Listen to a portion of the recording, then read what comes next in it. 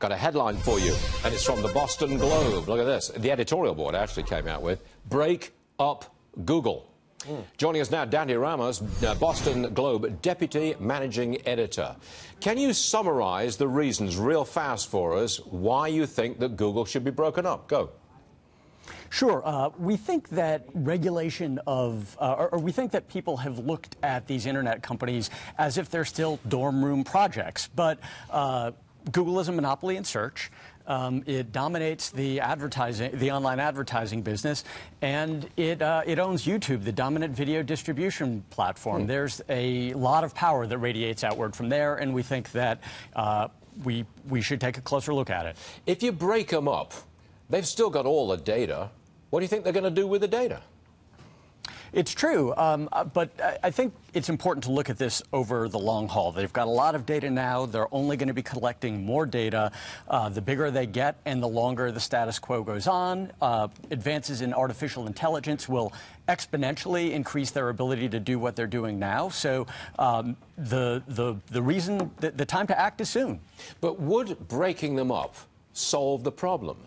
I mean, they have power with all these avenues, all these silos that they've got. If you break them up, they've still got the power within those silos, and they can still enhance that power. They're still like Big Brother, it seems like it to me. It doesn't really change anything if you break them up, does it?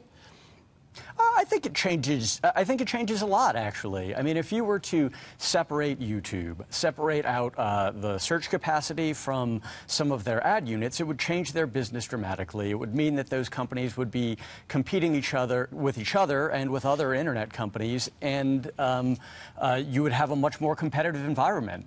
I think that we should worry about a situation where there are essentially 2 or 3 companies that are running the internet, each of which is gathering the type of data that you're describing, and you know, the potential for abuses of power only multiply the less that government does to step in. You're with the Boston Globe. I assume, maybe incorrectly, but I assume that you're on the left-hand side of the aisle when it comes to politics. I'm making that assumption. Feel free to correct me. Depends on the issue. Okay, here's the issue.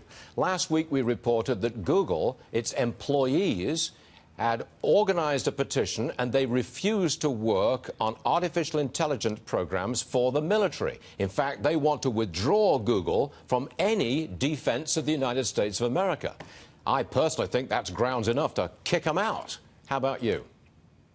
Well, I think what that episode illustrates, look, there are different companies that will take different points of view about working for the military. If you have one company that is that dominant that their decision to participate or not participate in that sort of thing makes a big difference for the military, that's sort of a problem. You know, you want to have companies that have a variety of points of view, have a variety of ways of operating, and have them all have an opportunity to compete in a vibrant internet marketplace. I personally think that rich young folks in Northern California who've made a fortune on Google should be obliged to join in and defend our nation. What do you say to that?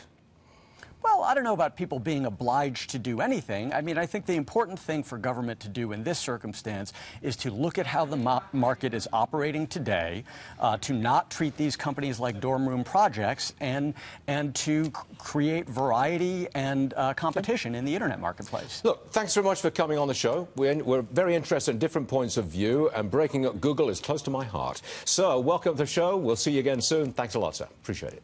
Thank you. Okay.